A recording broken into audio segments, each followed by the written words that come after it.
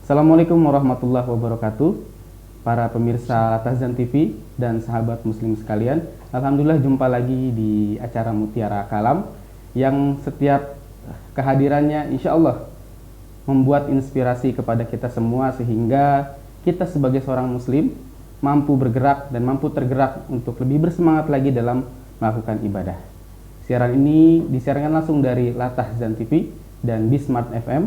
Juga dapat disaksikan melalui live streaming di latahzan.tv, aliansiradioislam.com, bismartfm.com, salamindonesia.com.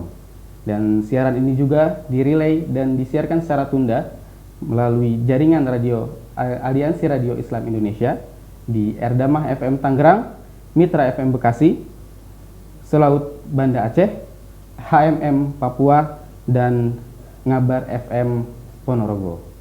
Hari ini kita berbicara tentang keyakinan dan tawakal, yang merupakan sebuah fondasi awal bagi setiap muslim dalam menjalankan setiap ibadahnya.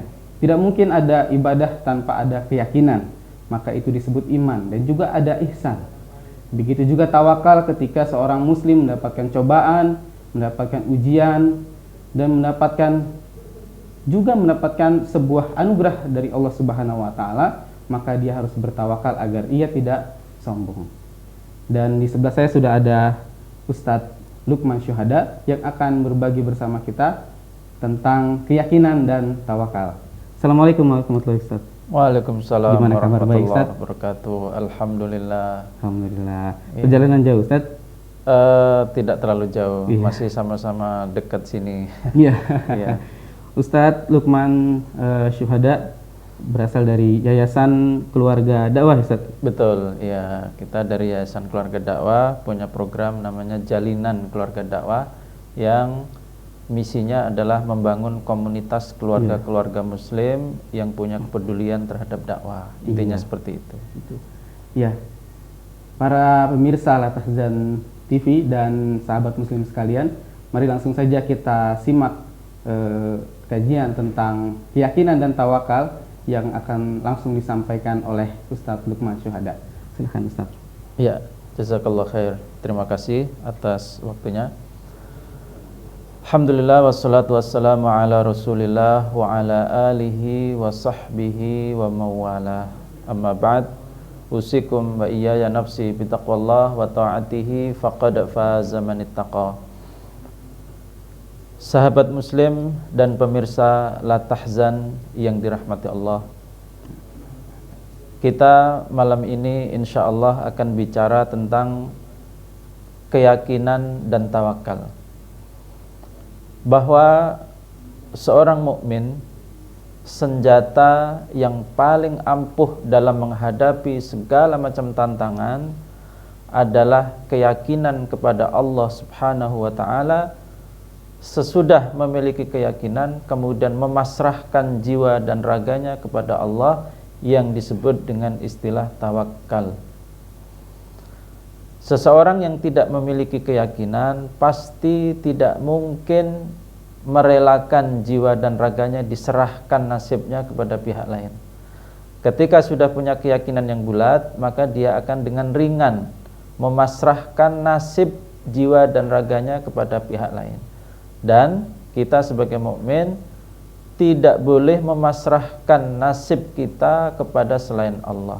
Itulah makanya kita sebagai mukmin hanya boleh bertawakal kepada Allah dan tidak boleh sedikit pun memasrahkan diri kita kepada selain Allah, yang kalau itu kita lakukan maka kita dianggap dan disebut sebagai orang yang menyekutukan Allah. Kenapa dikatakan menyekutukan Allah? Karena Allah telah menciptakan kita, memberi kita berbagai macam kenikmatan, kesempurnaan hidup dan seterusnya, yang mestinya Allah punya hak untuk disembah, diberi pengabdian, dijadikan tempat bergantung, dijadikan tempat kita memasrahkan diri, urusan-urusan kita, ternyata kita pasrahkan kepada selain Allah.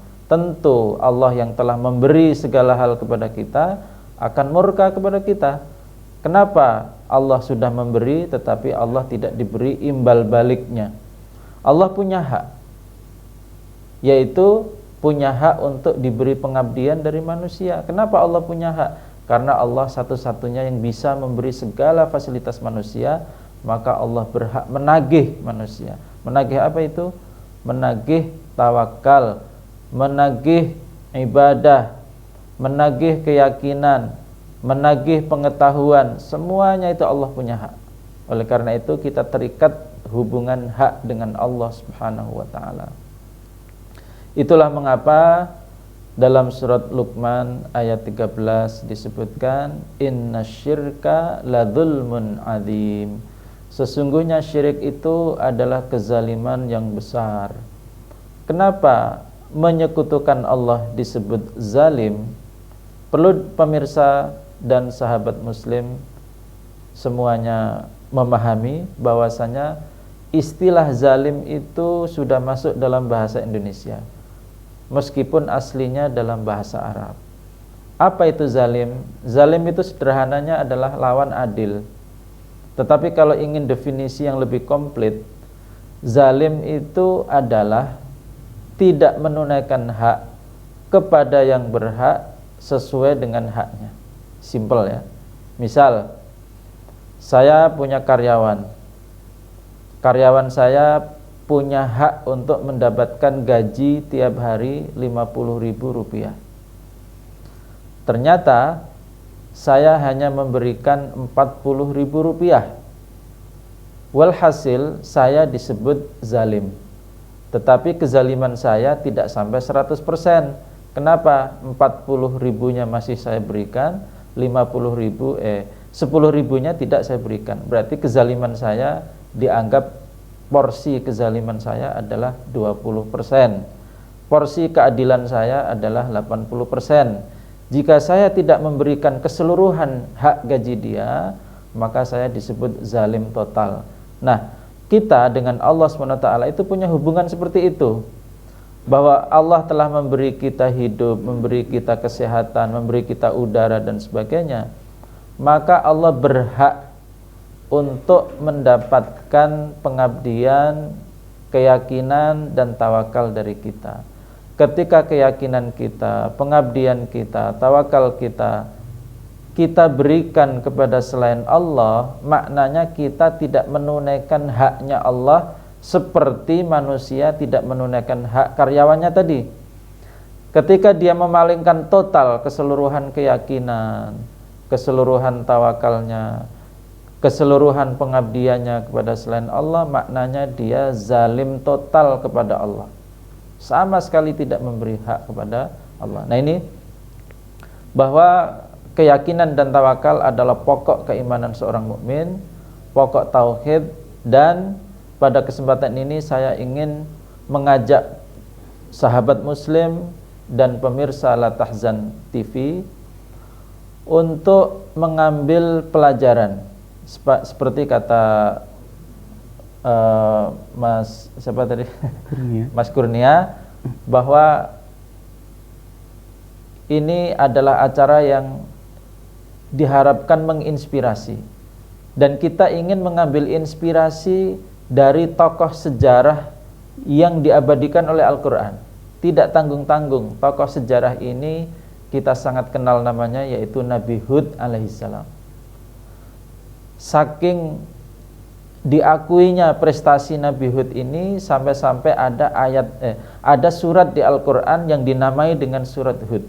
Berarti memang ini bukan Nabi biasa, ini Nabi yang menginspirasi. Nah, kita ingin mengambil inspirasi dari Nabi Hud dari sisi keyakinan dan tawakalnya ini. Ya, kita ingin mengambil inspirasi dari keyakinan dan tawakalnya Nabi Hud alaihissalam dalam hal apa? Tentu saja seorang Nabi adalah punya kewajiban menyampaikan dakwah, maka kita ingin mengambil inspirasi, mengambil pelajaran dari keyakinan dan tawakal beliau dalam mendakwahkan tauhid di hadapan masyarakatnya yang didominasi oleh kemusyrikan. Ini sangat menarik. Kita mengambil inspirasi ini dari rangkaian ayat dalam surat Hud sesuai dengan nama Nabi ini, dimulai dari ayat 50 sampai dengan ayat 60. Jika memang waktu memungkinkan, kita akan kupas satu persatu ayat-ayat ini, mulai dari bacaannya, kemudian artinya, kemudian maksudnya, kemudian kita ambil pelajaran-pelajaran dari teks ayat itu. Sebab kita selalu merasa lebih nyaman jika kita mengambil pelajaran langsung dari teks ayat-ayat maupun dalil-dalil yang sahih dari hadis Rasulullah. Kita tidak ngarang, tetapi berdasarkan satu sumber, berdasarkan satu ayat, berdasarkan sebuah hadis. Nah, ini kelihatan mungkin kisah Nabi Hud ini kita mungkin waktu kecil sudah mendengarkan bagaimana kisah Nabi Hud dan seterusnya, tetapi mungkin belum terlalu dalam kita mengambil inspirasi. Nah, tentu akan menarik jika kita membaca satu persatu ayat yang bercerita tentang bagaimana keyakinan dan tawakalnya Nabi Hud alaihissalam dalam mendakwahkan tauhid, mendakwahkan keadilan, mendakwahkan sesuatu yang memberikan hak secara penuh kepada Allah Subhanahu wa taala.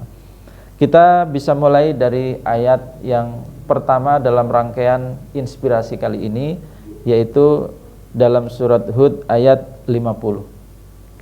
Saya bacakan ayat dan terjemahnya nanti, sekaligus saya akan terangkan makna maksudnya. Wa ila 'adin akhahum huda, dan kepada kaum Ad Allah mengutus saudara mereka bernama Hud. Yang dimaksud saudara di sini adalah salah satu dari masyarakat Ad, ya, seperti misalnya bangsa Indonesia, salah satu dari warga negara Indonesia diutus misalnya. Nah, kira-kira seperti itu. Artinya bukan yang dimaksud adalah saudara dalam pengertian kerabat, tetapi adalah salah satu dari warga Ad ini. Qala ya qaumi ibudullaha ma lakum min ilahin ghairuh. Di mana Nabi Hud misi dakwahnya dikisahkan oleh Al-Qur'an. Ya qaumi ibudullaha, wahai kaumku, mengabdilah kepada Allah. U'budu Allah, mengabdilah kamu semua kepada Allah. Ma lakum min ilahin ghairuh. Kamu tidak memiliki tempat pengabdian lain kecuali Allah. Tidak ada selain Allah yang berhak menjadi tempat pengabdian. Ini argumennya kenapa Nabi Hud memerintahkan masyarakatnya mengabdi kepada Allah. Argumennya adalah karena tidak ada tempat pengabdian selain Allah. Tidak patut mengabdi kepada selain Allah. In antum illa muftarun. Tiadalah yang kamu lakukan selama ini mengabdi kepada berhala-berhala kecuali karena kalian tertipu oleh omongan tokoh-tokoh masyarakat, tertipu oleh konon katanya warisan leluhur dan sebagainya. Intinya kalian tertipu, tidak ilmiah. Itu hanya omong kosong bahwa kalian mengabdi kepada selain Allah itu adalah suatu bentuk yang kalian tertipu oleh opini orang dan sebagainya. Kemudian lanjutan ayatnya, ya qaumi la as'alukum alaihi ajra. Wahai kaumku, aku tidak mengharapkan imbalan dari dakwahku ini. Aku tidak mengharapkan keuntungan dunia dari dakwah ini. Bahwa aku ingin kalian mengabdi kepada Allah dan tidak ada keuntungan duniawi yang saya hasilkan dengan kalian mengabdi kepada Allah itu. Beda kalau misalnya saya mengatakan mengabdilah kepadaku, maka saya mendapat keuntungan ekonomi atau keuntungan politik. Tetapi kan Nabi Hud mengatakan mengabdilah kepada Allah.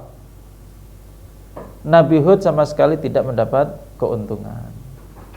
Baik, Ustaz, menarik sekali, ya. Terutama bagaimana keyakinan dan tawakal itu menjadi pangkal keimanan seorang muslim gitu saja.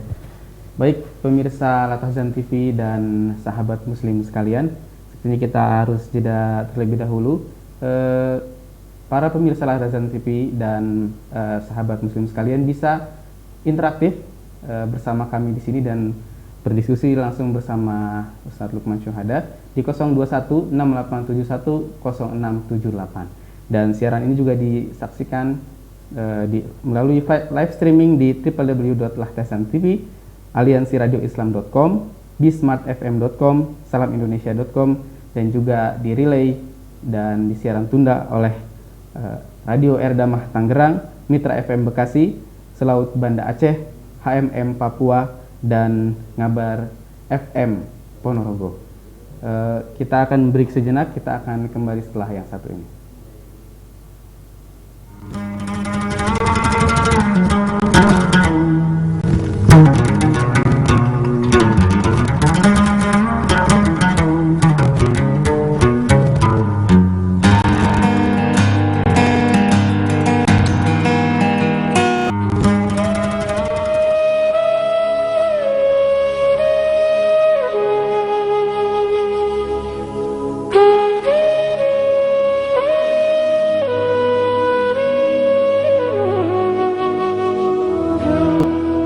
Alhamdulillah telah lahir dan sudah hadir TV Muslim online yang tentunya akan menampilkan semua nuansa Muslim, dan itu alhamdulillah inilah yang kami tunggu-tunggu sebagai seorang Muslim, sebagai desainer Muslim.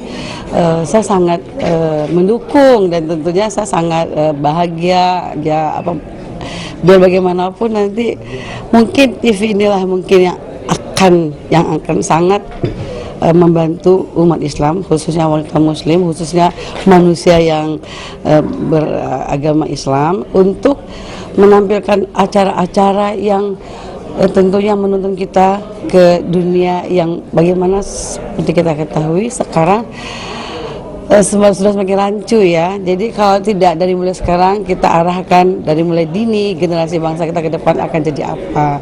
Ya, untuk Lathazan, semoga kehadirannya yang sudah ditunggu-tunggu menjadi bayi yang sehat yang nantinya tumbuh menjadi yang luar biasa.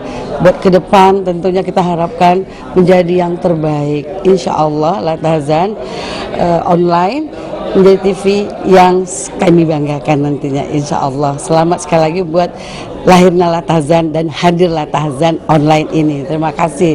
Saya Ida Leman ucapkan. Sahabat, dapat di jalan perjuangan, dapat di jalan perjuangan, dapat di jalan perjuangan.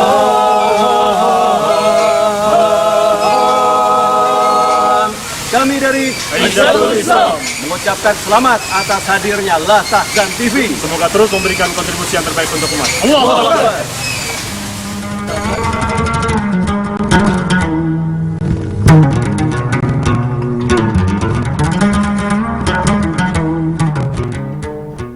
Pemirsa Lathazan TV dan sahabat Muslim sekalian, kembali lagi di Mutiara Kalam yang disiarkan langsung live dari Lathazan TV dan Bismart FM. Siaran ini juga direlay oleh radio-radio dari Aliansi Radio Islam Indonesia, yaitu Radio Erdamah Tangerang, Mitra FM Bekasi, Selaut Banda Aceh, HMM Papua, Ngabar FM Ponorogo. Siaran ini juga bisa disimak melalui live streaming di www.lahtazan.tv, www.aliansiradioislamindonesia.com, bismartfm.com, dan salamindonesia.com. Para pemirsa Lathazan TV dan sahabat Muslim sekalian juga bisa melakukan interaktif bersama kami di sini di 02168710678. Kita kembali lagi kepada pembahasan kita tentang keyakinan dan tawakal tadi yang disimak melalui surat Hud. Surat Hud, iya. Ya.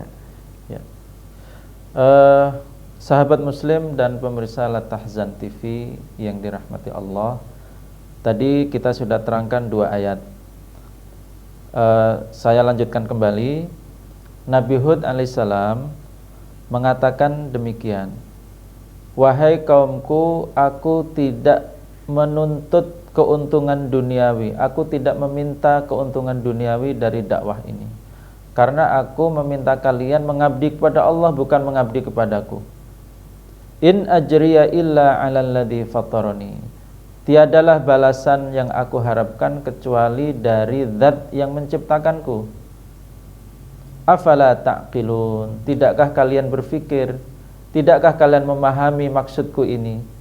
bahwa aku sama sekali tidak menginginkan keuntungan ekonomi, keuntungan politik, atau keuntungan apapun.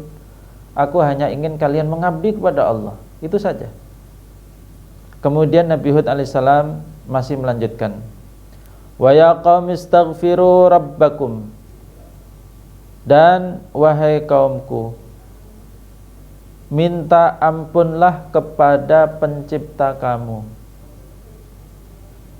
Sahabat Muslim dan pemirsa Latahzan TV yang dirahmati Allah, bahwa seorang da'i terikat oleh satu hukum dalam ilmu tauhid, bahwa kita tidak diperkenankan untuk memintakan ampun langsung untuk orang musyrik yang kita dakwai, tetapi kita diperbolehkan untuk menyuruh mereka minta ampun sendiri kepada Allah.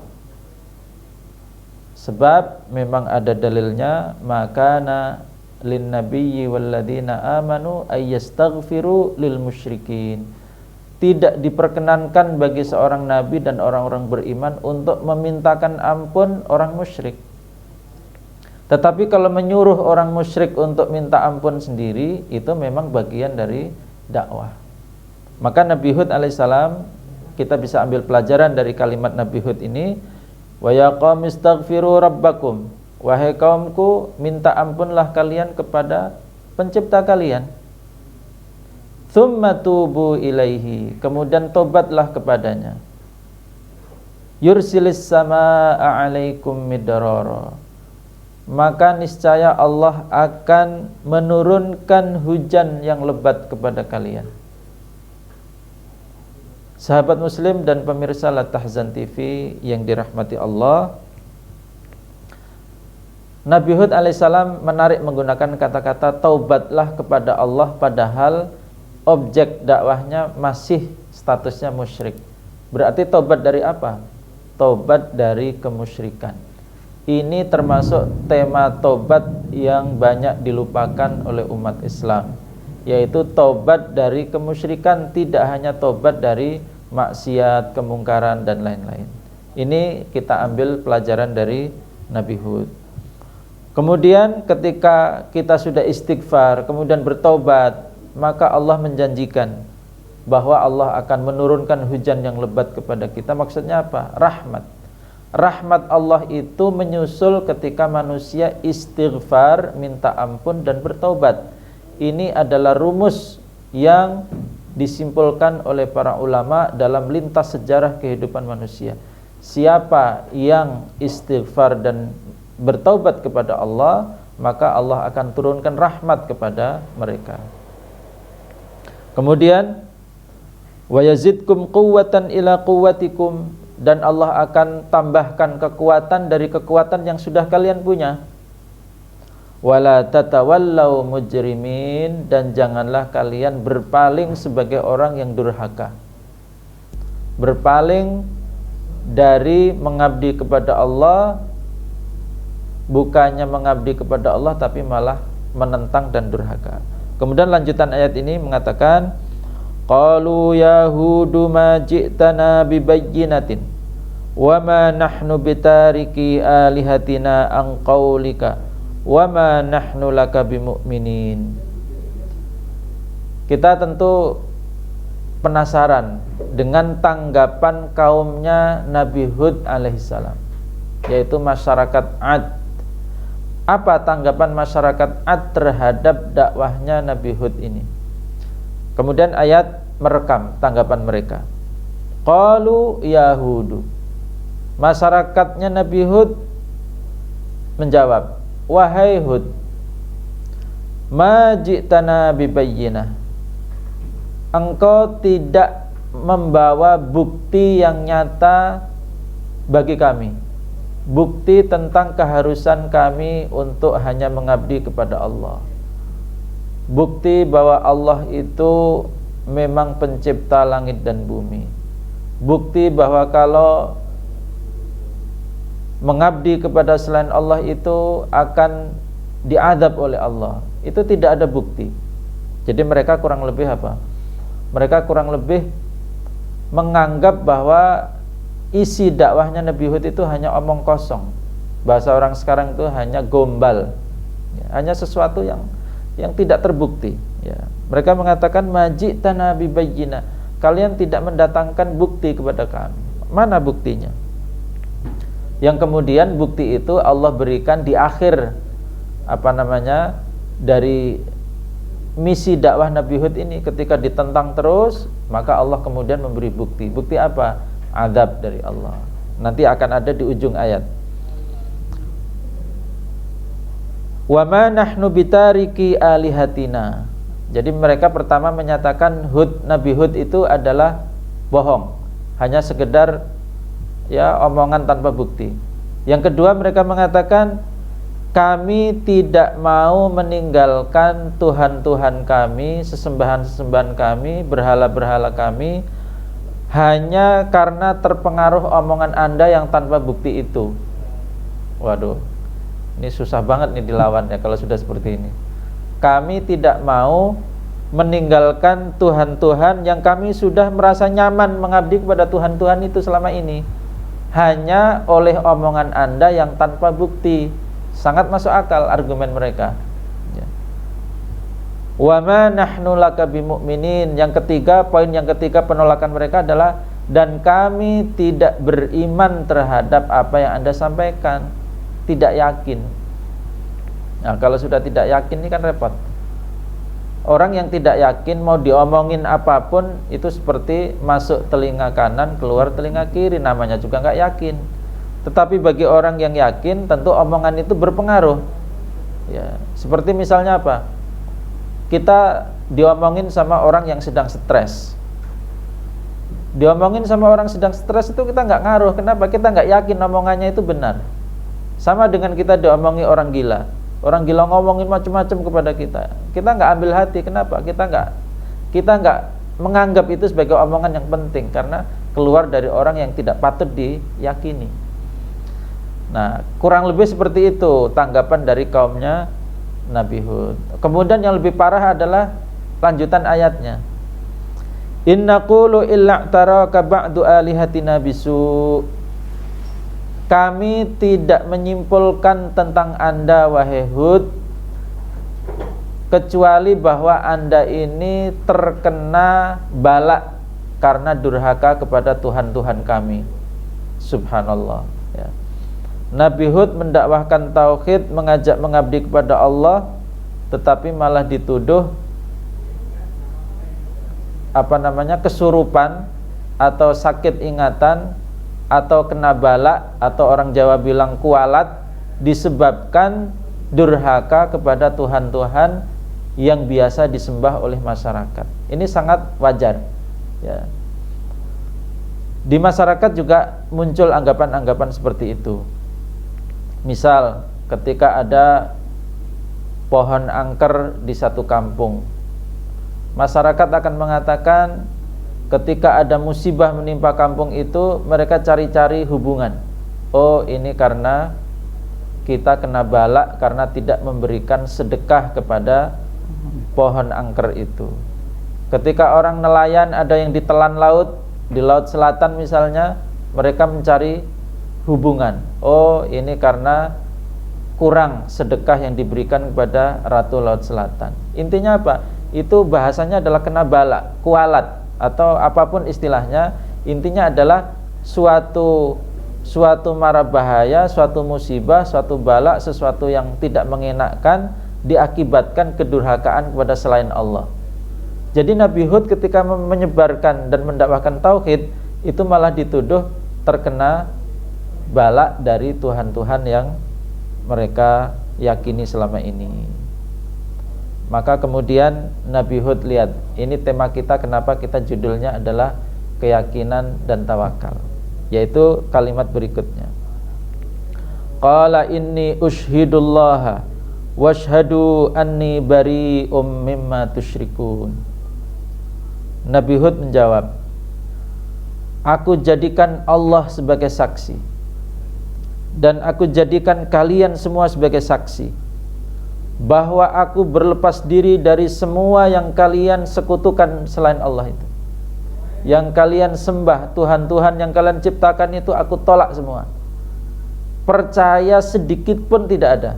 Ini sebagai apa? Sebagai balasan omongan kaumnya yang sebelum ini mengatakan wa ma nahnu laka bimu'minin. Kami tidak beriman sama sekali dengan omongan Anda. Nabi Hud balas menjawab, kami juga berlepas diri total. Aku tidak terpengaruh meskipun kalian mengatakan siapa yang durhaka kepada Ratu Laut Selatan maka nanti kalau pergi ke laut akan terkena musibah. Saya sama sekali nggak percaya dengan omongan itu. Semua khurafat, semua cerita-cerita yang membungkus agar supaya kemusyrikan itu punya wibawa, punya harisma, menakutkan, itu sama sekali tidak terpengaruh di hati saya, pikiran saya, jiwa dan raga saya sedikit pun tidak ada terpengaruh dengan itu semua. Itu diungkapkan oleh Nabi Hud dengan kalimat Anni bari'um mimma tusyrikun. Aku berlepas diri dari semua kemusyrikan-kemusyrikan yang kalian ciptakan, termasuk cerita-cerita bumbu-bumbu yang kalian buat. Karena memang kemusyrikan itu dilanggengkan oleh pemeliharaan rasa takut di hati manusia. Ketika hati manusia selalu diaktualkan rasa takut kepada berhala-berhala, rasa takut kepada rumah angker, rasa takut kepada pohon keramat, rasa takut kepada Ratu Laut Selatan, maka kemusyrikan masih tetap akan langgeng selamanya. Kenapa? Karena tadi itu keyakinan dan tawakalnya belum kepada Allah tapi masih terpengaruh oleh selain Allah. Nah ini nanti kita baru akan masuk ke pokok masalah. Ya. Ini sudah cukup menarik, Ustaz, bagaimana Nabi Hud menghadapi umatnya yang begitu bahasanya mengeyel gitu, Ustaz. Betul, Ya. Ngeyel. Ya, pemirsa Latazan TV dan sahabat muslim sekalian, oke, menarik saja perbincangan kita pada Mutiara Kalam kali ini. Kita harus break sejenak dan masih ditunggu partisipasinya di interaktif di 02168710678. Setelah yang satu ini kita akan kembali.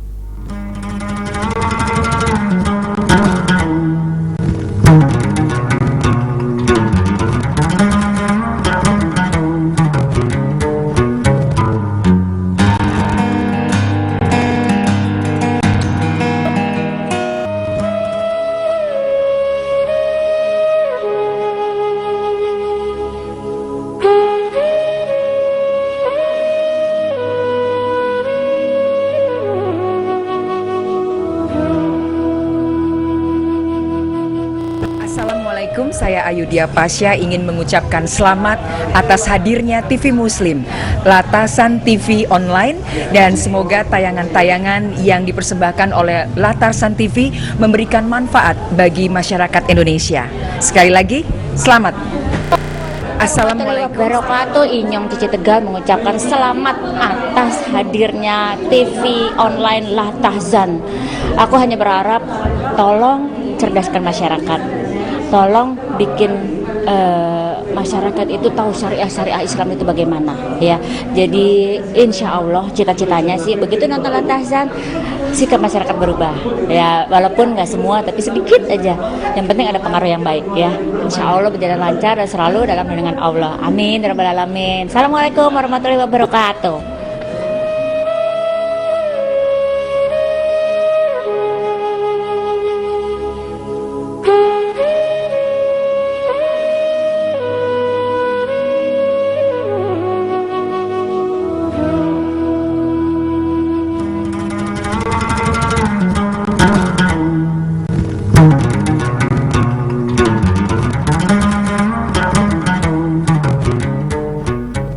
Pemirsa Latahzan dan sahabat muslim sekalian, kembali lagi di Mutiara Kalam bersama masih dengan Ustadz Lukman Syuhada. Kita masih membahas tentang keyakinan dan tawakal yang tadi Ustadz sampaikan melalui surat Hud. Silakan, Ustadz. Ya, terima kasih. Pemirsa Latahzan TV dan sahabat muslim yang dirahmati Allah, apa yang dijawab oleh Nabi Hud ini jawaban yang sangat menginspirasi, bahwa ketika kaumnya memasukkan keraguan, menteror dengan cerita-cerita seram kepada Nabi Hud, menteror bahwa Nabi Hud itu kena bala diakibatkan durhaka kepada Tuhan-Tuhan, kepada berhala-berhala, menghina Tuhan-Tuhan, maka akan kena kualat dan sebagainya. Itu adalah upaya teror. Teror apa? Teror keyakinan. Nah, makanya Nabi Hud dengan mantap yakin dengan tauhidnya mengatakan, Anni bari'um mimma tusyrikun. Aku berlepas diri total, sama sekali tidak ada hubungan perasaan, terpengaruh, percaya atau apapun, enggak, sama sekali enggak ada. Nah, intinya seperti itu. Ini yang kita katakan di judul tema kita. Tema kita pada malam ini adalah pentingnya keyakinan. Ya. Kemudian lanjutannya lebih menarik lagi. Ketika Nabi Hud mengatakan, ya, Anni bari'um mimma tusyrikuna min dunihi fakiduni jami'an thumma la tunzirun. Maka buatlah konspirasi bersama Tuhan-Tuhan kamu itu untuk mencelakakan aku, dan enggak pakai nanti. Kalau bahasa orang Jakarta GPL, enggak pakai lama, gitu ya. Udah, silakan bikin konspirasi antara Anda semua, minta tolonglah kepada Tuhan-Tuhan Anda yang katanya angker-angker itu, yang katanya keramat itu. Udah, semuanya libatkan untuk membuat celaka kepadaku. Subhanallah. Fakiduni jami'an wala tunzirun. Buatlah makar, buatlah konspirasi untuk mencelakan aku. Libatkan semuanya Tuhan-Tuhan kamu itu, bersama dengan cerita-cerita yang menyeramkan di baliknya. Silakan, dan nggak pakai nanti, sekarang juga saya tantang. Ini kan Nabi yang punya tingkat keyakinan yang luar biasa terhadap apa? Terhadap pertolongan Allah Subhanahu wa ta'ala. Bahwa kalau memang Allah tidak menghendaki celaka, pasti tidak akan terkena tenung, tidak akan terkena pengaruh, nantilah anaknya jadi sakit lah, demam lah, segala macam. Itu semuanya gombal, itu semuanya omong kosong. Ini adalah keyakinan seorang mukmin yang berakidah, yang bertauhid dengan benar. Kemudian kenapa Nabi Hud bisa punya keyakinan yang demikian kuat, demikian tebal? Ternyata diterangkan oleh ayat lanjutannya. Inni tawakkaltu 'alallahi rabbi wa rabbikum. Karena sesungguhnya aku pasrahkan, aku tawakal, aku pasrahkan jiwa dan ragaku hanya kepada Allah, penciptaku dan pencipta kalian semua. Subhanallah. Ini tadi saya katakan hubungan antara keyakinan dengan tawakal. Orang tidak akan mampu memasrahkan jiwa dan raganya kepada Allah kalau masih menyisakan satu keraguan kepada Allah. Masih ya kita sebagai contoh misalnya begini, ya. Ujian keyakinan, misalnya begini, misal aja. Kita ditantang oleh seorang preman. Preman itu memamerkan di hadapan kita, kita lihat dengan mata kita sendiri, dia mengiris dagingnya sendiri, misalnya lengannya atau tangannya, dengan peso yang dia bawa. Sengaja dia bawa peso tajam, dia iriskan ke dagingnya, dan ternyata kita melihatnya sama sekali tidak terluka. Nah, orang seperti itu berarti sedang menteror kita, menteror keyakinan kita terhadap pertolongan Allah Subhanahu wa ta'ala. Apakah kita mundur ataukah berani? Ya. Artinya kalau kita memang mental dan nyali kita tidak yakin kepada Allah dan tidak punya tawakal kepada Allah, kita akan cepat-cepat kabur dari orang itu. Kenapa? Waduh, tidak akan bisa ngalahkan orang yang kebal senjata. Ini adalah teror kemusyrikan, sihir, kemusyrikan, semuanya itu dibangun dari tradisi teror, menteror keyakinan kita agar kita kemudian takut, setelah takut ditaklukkan. Maka Nabi Hud alaihissalam mengajarkan kepada kita, Inni tawakkaltu 'alallahi rabbi wa rabbikum. Kenapa aku begitu yakin? Karena aku pasrahkan jiwa dan ragaku kepada Allah. Siapa Allah? Rabbi wa rabbikum, penciptaku dan pencipta kalian. Ma min dabbatin illa huwa akhidhum binasiyatiha. Tidak ada makhluk yang melata di muka bumi, termasuk manusia, kecuali Allah mengendalikan tengkuknya. Artinya apa? Kalau Allah kehendaki celaka, tidak ada yang bisa menyelamatkan. Kalau Allah kehendaki selamat, tidak ada yang bisa mencelakakan. Itu yang dimaksud dengan akhidhum binasiyatiha. Allah memegang tengkuknya, mengendalikannya secara penuh. Inna rabbi ala siratim mustaqim. Sesungguhnya Rabbku, penciptaku di atas jalan yang lurus. Itulah makanya aku juga punya kepentingan untuk selalu berjalan di jalan yang lurus. Kenapa? Allah ala siratim mustaqim, karena Allah berada di jalan yang lurus. Kalau ingin dekat dengan Allah, maka memang harus berada di sirat mustaqim, jalan yang lurus. Kemudian Nabi Hud menutup kisah dakwahnya dengan kalimat yang sangat indah. Fa in tawallau faqad ablaghtukum ma ursiltu bihi ilaikum. Kalau kalian berpaling, tidak mau mengikuti apa yang aku sampaikan ini, pada prinsipnya aku telah sampaikan kepada kalian. Kewajibanku telah selesai. Wa yastakhlifu rabbi qauman ghairakum, dan Allah akan mengganti kalian yang bandel ini dengan kaum yang lain. Wala tadurrunahu syai'a, dan kalian tidak akan bisa memberikan madarat apapun kepada Allah. Artinya apa? Tidak bisa menggagalkan rencana Allah untuk mengganti kalian yang bandel-bandel ini dengan kaum yang lain yang taat kepada Allah. Ini juga menjadi pelajaran lain, bahwa kitalah yang punya kepentingan untuk dekat kepada Allah. Karena apa? Karena pembelaan kepada agama Allah, kedekatan kepada Allah, itu adalah seperti sayembara diperebutkan manusia. Allah dengan mudah akan mengatakan begini, kalau kamu nggak mau ngambil kesempatan ini, masih banyak yang lain siap mengisi peluang ini. Jadi kita memang punya kepentingan untuk selalu berada di jalur sirat mustaqim, jalan yang lurus. Sebab apa? Kalau kita sekali melenceng, Allah sudah siapkan orang lain mengisi pos kita. Jadi sama sekali Allah tidak rugi. Allah punya peluang, Allah punya pilihan miliaran manusia. Sama sekali kita tidak bisa sombong di hadapan Allah, merasa paling dekat dengan Allah, kita dianak emaskan oleh Allah. Apapun yang terjadi dengan kita, Allah selalu masih sayang pada kita. Enggak ada. Kalau kalian bandel, kalau kalian durhaka kepada Allah, Allah akan siapkan kaum lain untuk mengganti posisi kalian. Ini saya katakan tadi penutup dakwah yang membuat kita termenung. Iya ya. Apakah kita betul-betul semangat untuk mengisi peluang Allah itu, ataukah kita bermain-main dengan peluang ini? Kita main-main saja, kita akan disusul dengan yang lain. Kita berhenti, kita akan disalib dengan yang lain. Kita malas-malas, kita akan dikalahkan oleh yang lain. Jadi ini semua adalah kompetisi.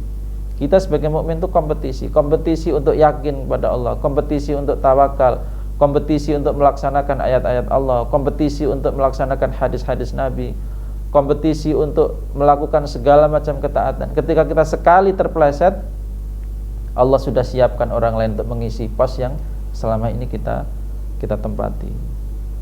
Makanya dulu Bani Israel itu adalah kelompok masyarakat atau entitas yang paling dicintai Allah pada zamannya. Tetapi ketika mereka durhaka kepada Allah, lihat, Allah kemudian siapkan penggantinya, yaitu umat Islam di bawah bimbingan Nabi Muhammad. Jadi ketika kita durhaka kepada Allah, itu sangat mudah bagi Allah, Allah menyingkirkan kita. Istilahnya apa? Peran kamu sudah selesai, kisah kamu sudah selesai, sudah ditutup. Ini akan ada orang lain yang akan mengukir kisah hidupnya bersama orang-orang yang bertakwa. Kemudian ini penutup dari kisah ini. Walamma jaa amruna najjayna hudaw walladzina amanu ma'ahu birahmatin minna wa najjaynahum min adzabin ghalid. Tatkala keputusan kami untuk menghukum kaum Ad disebabkan kedurhakaannya itu, kami selamatkan Hud dan orang-orang yang beriman bersamanya dengan kasih sayang dari kami. wa najjaynahum min adzabin ghalidz, dan kami selamatkan mereka yaitu Nabi Hud dan pengikutnya dari adab yang pedih. Jadi ending dari kisah ini adalah kemudian Allah turunkan adab kepada kaum Ad. Tapi terlebih dahulu Allah selamatkan Nabi Hud dengan para pengikutnya. Inilah inspirasi yang sangat menarik kenapa Allah mengabadikan nama Nabi Hud sebagai nama surat. Ini bukan main-main, karena memang Nabi ini Nabi istimewa. Ada kisah hidup yang pantas kita jadikan teladan. Ada inspirasi dalam kehidupan kita yang bisa kita petik dari rangkaian ayat-ayat ini. Semoga apa yang saya terangkan ini bisa menginspirasi kita semua dan sebagai pahala kebaikan buat saya.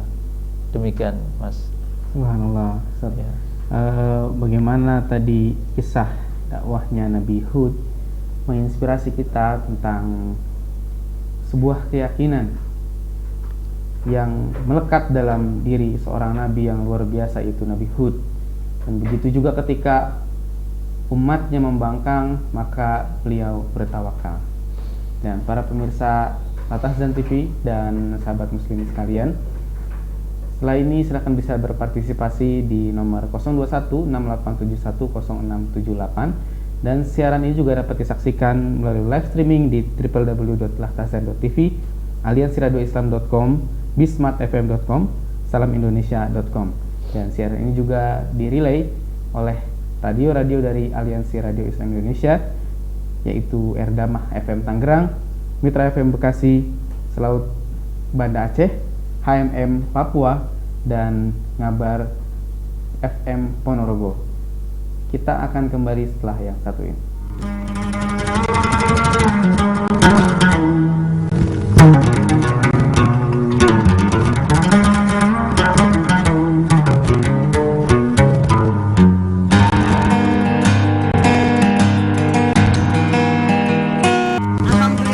Juga mengucapkan selamat kepada Lathazan, suatu media yang selalu berusaha untuk bekerja sama dan mensupport hal-hal yang baik, terutama yang berhubungan dengan kemajuan umat. Dan selamat bravo untuk Lathazan yang selalu siap untuk mendukung segala kegiatan yang menunjang kegiatan umat.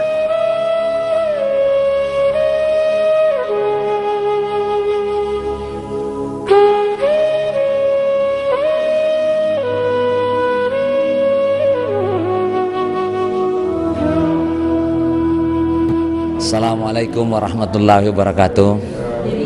Saya Leroy Osmani mengucapkan selamat atas hadirnya TV online Lathazan. Semoga memberikan banyak manfaat kepada pemirsanya dan khususnya kepada umat muslim yang ada di Indonesia dan di seluruh dunia. Kalau bisa ketangkap Lathazan. Itu saja dari saya. Maju terus Lathazan, jangan pernah mundur. Bismillah. Assalamualaikum. Mabrukin ala Lathazan Television. InsyaAllah bermanfaat buat bangsa, dan selamat juga Lathazan TV online pertama di Indonesia. Semoga Lathazan TV ini menjadi pelopor dari TV-TV Muslim insyaallah yang akan tumbuh di Indonesia, untuk ya istilah kata ya persaingan sehat lah ya antar TV Muslim. Cuman tetap kudu bersatu, jangan kayak partai Islam tapi pecah belah ya. Insyaallah Allahu Karim,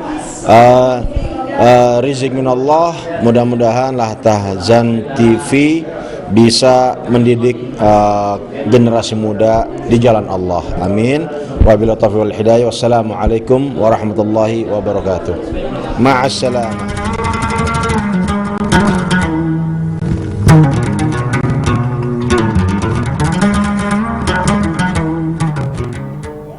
Pemirsa Lathazan dan sahabat muslim sekalian, kembali lagi di Mutiara Kalam.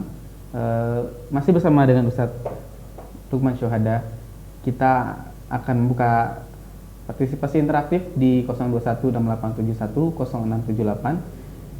Saksikan juga siaran ini di live streaming di www.lathazan.tv, aliansiradioislam.com, bismartfm.com, salamindonesia.com.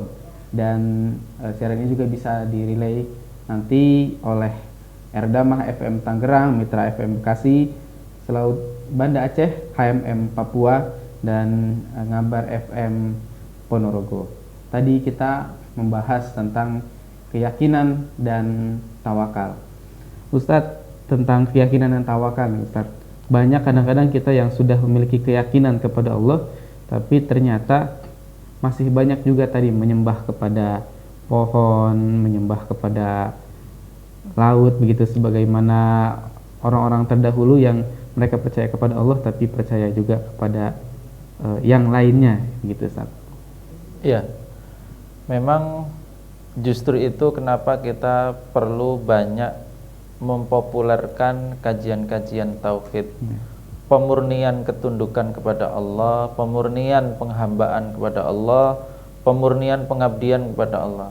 Karena fakta yang kita hadapi di masyarakat kita, meskipun mereka sudah bangga punya Allah, bangga nabinya Muhammad SAW, bangga agamanya Islam, bangga naik haji, tetapi di sisi lain mereka juga bangga ketika melarung kepala kambing ke Laut Selatan. Ini satu musibah. Dan kita menyimpulkan atau kita merasa bahwa umat Islam yang melakukan seperti itu sebetulnya bukan karena ingin keluar dari Islam dan kembali musyrik. Lebih menurut saya itu adalah karena mereka tidak ngerti kalau itu bisa merusak tauhid yang mereka yakini. Sebab Allah Subhanahu wa taala itu zat, ya, kalau mungkin bahasa orang kita itu idealis, ya. Tidak mau sedikit pun diduakan, ya. Tidak mau sedikit pun dikhianati. Allah itu adalah zat yang paling pencemburu, ya. Allah itu zat yang paling pencemburu. Artinya apa? Ketika kita maksiat sedikit saja Allah sudah murka. Apalagi kita memberikan penyembahan, pengabdian kepada selain Allah. Itulah makanya, ya, kenapa syirik itu disebut sebagai dosa yang paling besar. Kenapa? Karena syirik itu mengkhianati Allah. Kalau misalnya kita bertanya, sepertinya halo, ada telepon Ustaz yang silakan. masuk ingin bergabung bersama kita. Halo, assalamualaikum. Waalaikumsalam. Ya, dengan siapa di mana? Halo. Ya, halo, dengan siapa di mana? Dengan Abdullah di Bekasi. Dengan Abdullah di Bekasi. Silakan Pak Abdullah, mungkin ada yang ingin disampaikan kepada Ustadz Lukman, silakan. Ya, assalamualaikum Ustaz. Waalaikumsalam warahmatullahi wabarakatuh. Ya Ustaz, ini terkait dengan temanya keyakinan dan tawakal, Ustaz, ya. Ini mungkin kalau agak berbeda dengan yang dibicarakan, Ustaz, ini terkait dengan keyakinan. Dimana ketika kita melihat seorang pemimpin, lalu kalau kita tak ketahui, Ustaz, ketika ada sebuah perbuatan yang di luar atau di luar nilai Islam, seperti ia mungkin melakukan penyucian barang-barangnya dengan air kembang atau lain sebagainya, Ustaz. Nah, ini bagaimana, Ustaz, dengan pemimpin seperti ini yang akhirnya menjadi keresahan bagi umat, gitu. Mungkin itu aja, Ustaz, pertanyaannya. Syukran. Assalamualaikum warahmatullahi wabarakatuh. Waalaikumsalam warahmatullahi wabarakatuh. Terima kasih Pak Abdullah tadi tentang pertanyaannya bagaimana jika pemimpin ternyata keyakinannya itu bermasalah, Ustaz. Ketika misalkan di hadapan publik masyarakat dia masih mencuci barang-barang yang dia bilang keramat begitu, Ustaz. Iya.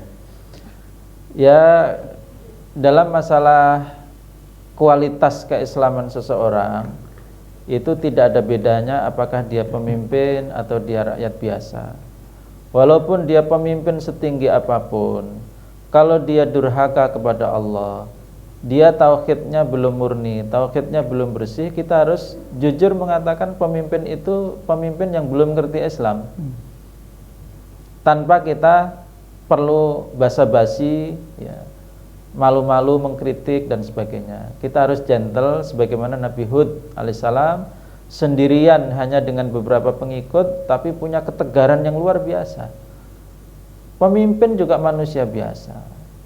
Mungkin ada yang kenal waktu kecil, jadi meskipun dia sekarang jabatannya apapun, hatta presiden sekalipun, dia juga sama dengan yang lain, hitung-hitungan dosanya juga sama dengan yang lain. Oleh karenanya kita tidak perlu silau dengan jabatan seseorang sepanjang dia belum paham mana yang boleh, mana yang tidak boleh dalam Islam, dan terutama masalah tauhid dan syirik. Ini adalah pokok masalah. Jadi maka ketika milih pemimpin itu memang utamakan yang akidahnya masih lurus begitu. Iya, makanya ketika kita mencari pemimpin, itu bukan pemimpin yang hanya bisa menjanjikan prestasi duniawi. Bangunan secara keduniawian. Iya, gitu, misalnya pemimpin yang mampu menjanjikan Jakarta bebas macet.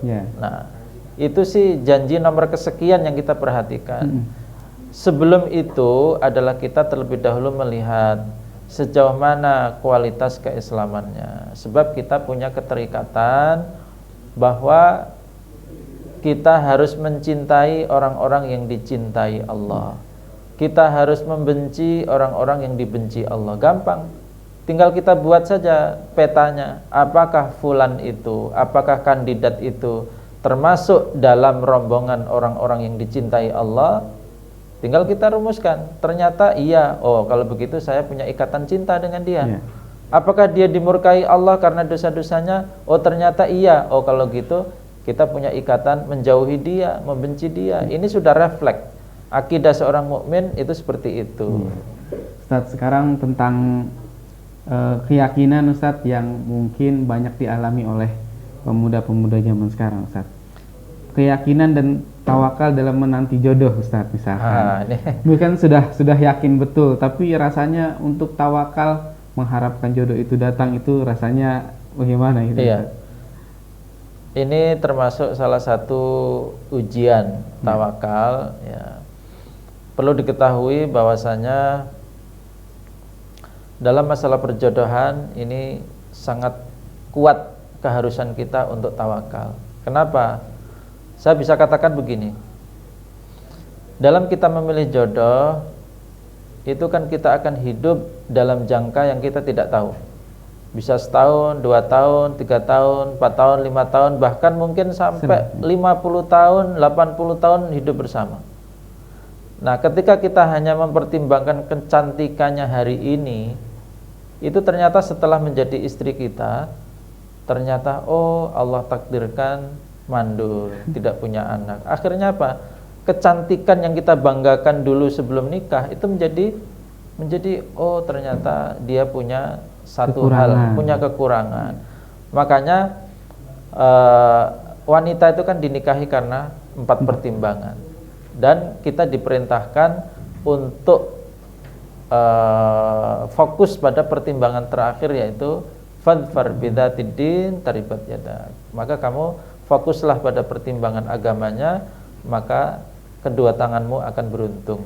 Artinya apa? Kamu akan mendapatkan keberuntungan meskipun hari ini kelihatan miskin, hari ini kelihatan tidak berprestasi. Tapi dengan tawakal kepada Allah, ini terutama tantangan bagi para calon mertua nih. Calon mertua, ada laki-laki yang datang melamar anak gadisnya. Itu pertama-tama yang dilihat adalah apa? Pekerjaannya di mana, kemudian kemampuan secara finansial, secara finansial, ketokohannya bagaimana. Sedangkan agamanya mungkin diletakkan nomor terakhir. Nah, ini berarti apa?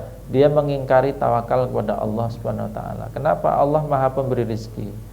Hari ini mungkin kelihatan miskin, tapi tidak ada yang bisa memastikan bahwa setahun yang akan datang dia masih miskin. Begitu juga sebaliknya, Ustaz, ya. Sekarang saya sepertinya ada telepon masuk lagi nih, Ustaz. Iya. Ya. Halo, assalamualaikum. Halo, assalamualaikum. Halo. Iya, halo, assalamualaikum. Waalaikumsalam. Dengan siapa di mana? Salam. Ini dari Sri. Dari Novi. Sri dari Lampung, Ustaz. Iya. Ya, silakan Bu. Mau bertanya mengenai klinik atau dunia perdukunan gitu, Ustaz. Oh, Iya. Oke, tadi di mana? Jadi kan ada kaitannya dengan keyakinan. Iya. Kalau seorang muslim masih percaya dengan hal-hal demikian, adakah semacam timbangan dosa atau bagaimana dengan kepercayaannya dia kepada Allah? Itu saja, Ustaz. Ditunggu jawabannya. Iya, terima kasih. Assalamualaikum. Waalaikumsalam warahmatullahi wabarakatuh. Silahkan, Ustaz. Iya.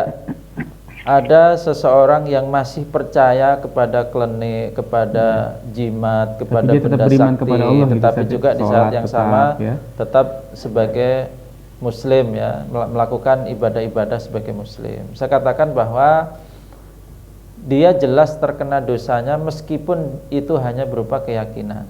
Perlu diketahui bahwasanya dalam Islam, keyakinan yang ada di hati seseorang, jika itu bersifat akidah, bersifat keyakinan pokok, ya, tauhid, maka keyakinan itu sudah mendapatkan hisab, sudah mendapatkan hitungan dosa.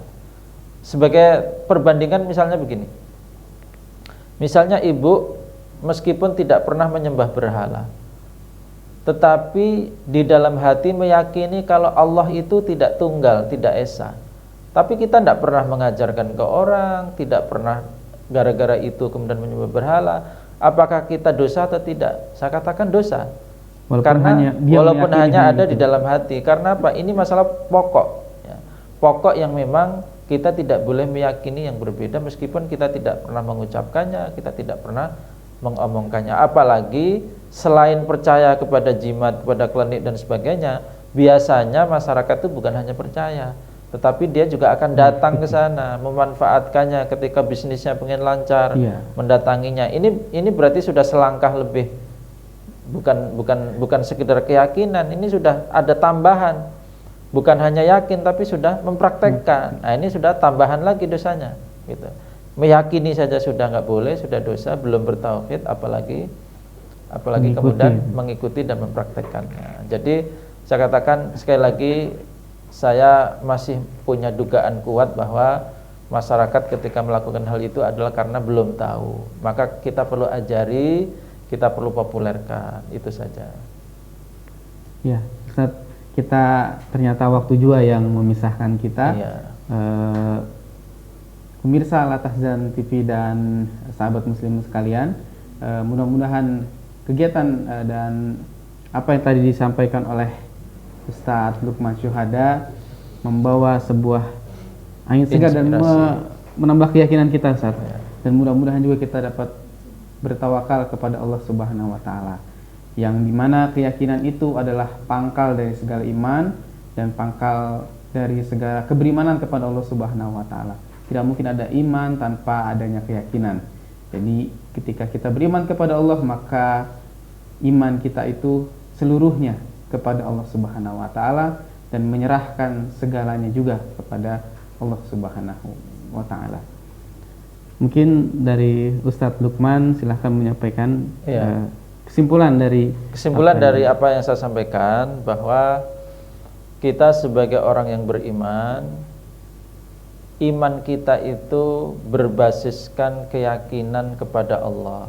Yakin bahwa Allah Esa, yakin bahwa Allah pemberi rizki, yakin Allah pasti akan memberi kita jodoh, yakin bahwa pokoknya semua yang Allah janjikan kita yakini. Kemudian sesudah kita meyakini dengan bulat, nah kemudian disusul dengan tawakal secara bulat juga kepada Allah. Apa itu tawakal? Memasrahkan jiwa dan raga kita kepada Allah, dan sedikit pun tidak percaya dengan opini-opini, janji-janji dari selain Allah. Jadi bulat percaya kepada Allah, bulat pasrah kepada Allah, dan nol sama sekali percaya kepada selain Allah. Ini kunci dari keimanan kita. Wallahu a'lam bissawab. Terima kasih kepada Ustaz Lukman Syuhada. Mudah-mudahan kita doakan beliau sehat sehingga dalam kesempatan-kesempatan lainnya bisa bersama kita dan menggali ilmu Allah Subhanahu wa taala dan menambah keyakinan dan ketawakalan kita kepada Allah Subhanahu wa taala. Siaran ini dapat disaksikan melalui live streaming di www.lahtahzan.tv, www.aliansiradioislam.com, www.bismartfm.com, dan salamindonesia.com. Siaran ini juga direlay oleh Erdama FM Tangerang, Mitra FM Bekasi, Selaut Banda Aceh, HMM Papua, Ngabar FM Ponorogo. Sampai jumpa di kesempatan Mutiara Hikmah yang berikutnya. Terima kasih. Assalamualaikum warahmatullahi wabarakatuh.